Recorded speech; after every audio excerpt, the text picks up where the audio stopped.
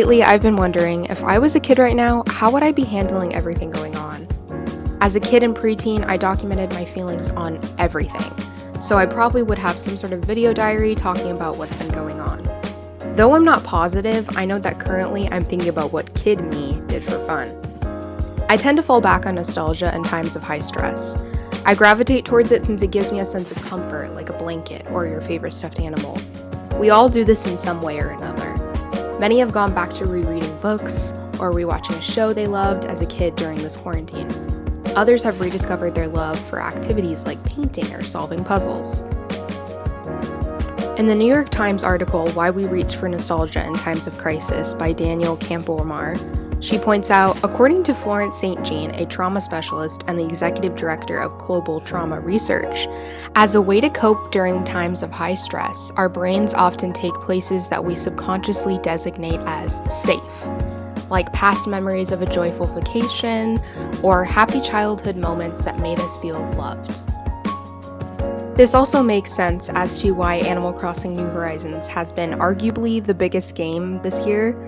This game gives us creative freedom over an island and lets us wander around freely outside on a gorgeous island we get lost in and make our own. Plus, we get great friends who support us and give us clothes and furniture. For many of us, this is also nostalgic because we remember playing the older Animal Crossing games. I personally played Wild World as a child on my DS, so I have been greatly enjoying the new aspects of New Horizons and loving the nods to the past games. In general, I hold on to my childhood very strongly because I remember how many little things gave me joy and I loved putting my whole heart into them.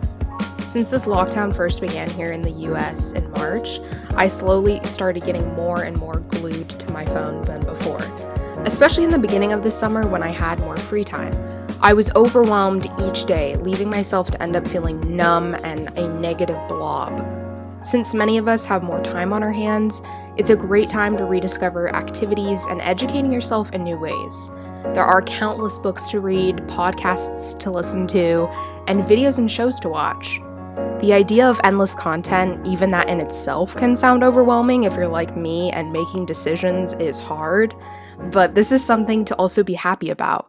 We have so many options. Support artists by looking into their work and buying from local businesses when you can. Helping each other out in these ways feels like a much-needed hug in a socially distanced world. That being said, these are the things I've started doing recently to help regain joy. Since I am practically addicted to social media, I deleted the apps off of my phone. I already felt so much freer. I wasn't as tempted to check them on my other devices as I thought I would be. I at most would check them once in the evening, which is much healthier in comparison to what my screen time was before that. On Nostalgia, author David Berry says, the most concentrated version of it happens to us on social media. On the surface, these are things that seem to be like perfect nostalgia machines. Instagram and Facebook can show you a picture from 8 years ago that you didn't even think about, and there you are, trapped in that moment again. This also makes sense as to why social media can feel like a mixture of happiness and draining. It is important to still continue to keep up with the news and ways you can help, but do so in a more productive way. We are consuming way too much at all times, so I have been trying to slow down. How can I help my community? What businesses can I help support? Whom can I donate to? What petitions need my help? Access news from multiple sources. Relying on social media will get you tangled up in a lot, and it's often a bunch of overload that is more than your brain can handle. Think back to your past hobbies. What gave you so much joy as a child? What was your escapism when you were upset or at home sick? Are some of these things still achievable today? Personally, I have had a blast replaying games I loved as a kid. I'm also starting to write again and come up with new video ideas, and I've been trying to draw and paint when I remember to. Take up a new hobby. I have started working on my iPad with some editing apps. Finish some of those books you never got to, or the shows, or start some new ones. There are endless options. I have been really enjoying Dance Moms on Lifetime, And I have also rewatched a lot of movies that I was obsessed with as a kid. For example, one week I was very much into rewatching the movie I remember from my childhood, which was a remake of an older version, and then I would watch the older version. Don't forget to take care of yourself. It's easy to get lost in the chaos and forget even the simple things. One of the simple things I've been needing to remind myself is to drink plenty of water. Continue to keep up the good fight and learn, but also don't forget to give yourself some me time. Try to give yourself some time to breathe and do something relaxing each day.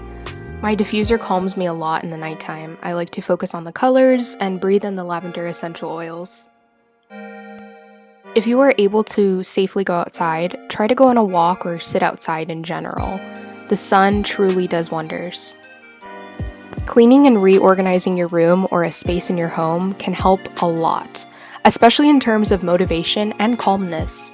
I've been trying to organize my room and my desk area especially, so that way I feel more motivated for the new semester. I like to watch cleaning videos on YouTube and pin things on Pinterest for inspiration. Writing and journaling can be very helpful in getting your thoughts out and unwinding for the day. Lastly, connect with loved ones. We don't have to go through all these feelings alone. It's also a great idea to try to plan something fun to do virtually.